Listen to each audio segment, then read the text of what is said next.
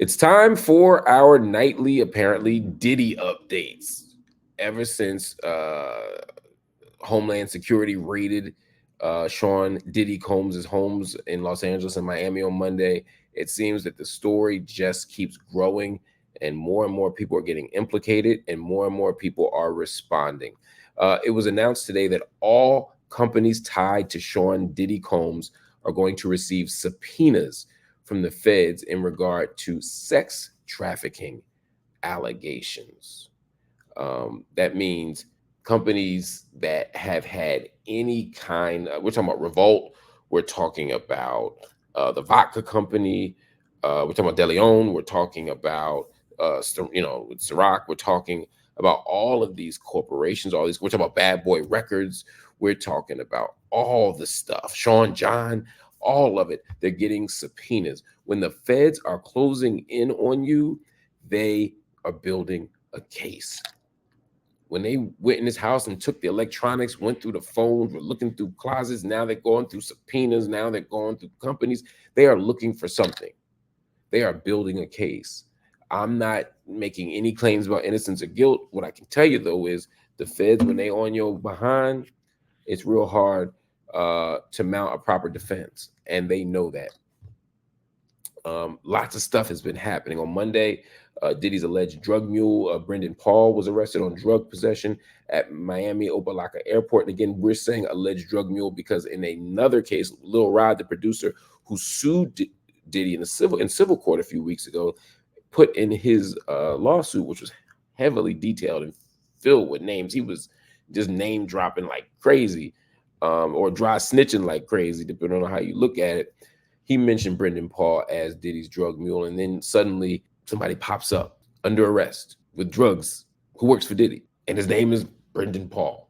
Then on Tuesday, it was reported that Diddy sold his share of Revolt TV network to the Essence magazine owner Richelieu Dennis. That same day, as I reported yesterday, the journalist Teray claimed that Diddy fired or that his male relative basically was put in a position where either he had to spend the night with Diddy or not come back to an internship. And that was one of a gajillion stories we've heard in the last few months about Puff. So now TMZ is reporting that feds are issuing subpoenas for Diddy's private charter jet, for commercial airlines, phone providers, and computer companies so that they can find who flew on these planes and where they went.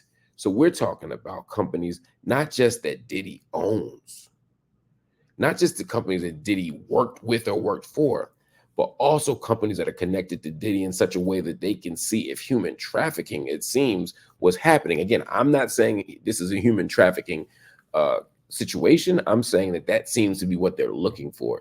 And all of the sources to all the various news outlets have all suggested that that's at least a component of what they're looking at and looking for. This is a messy case, and it sets a lot of precedents. Again, I don't know innocence or guilt, but I do know that police busting through the crib with military vehicles and weapons seems pretty intense. And I'm not sure, based on who Diddy is and based on where he's been in the world and based on their very clear tracking of him, whether that level of military intervention, I mean, they look like they were going to lock up Tony Montana. That seemed unnecessary. I'm not making any justification for the allegations. I'm not saying that anything Diddy did was right.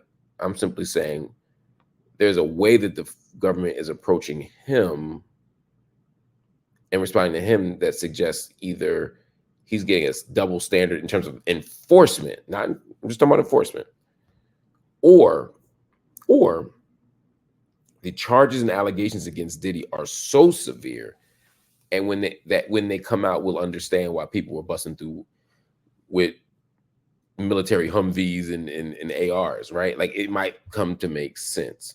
That's going to be for time to tell. And so I'm waiting to watch this story unveil.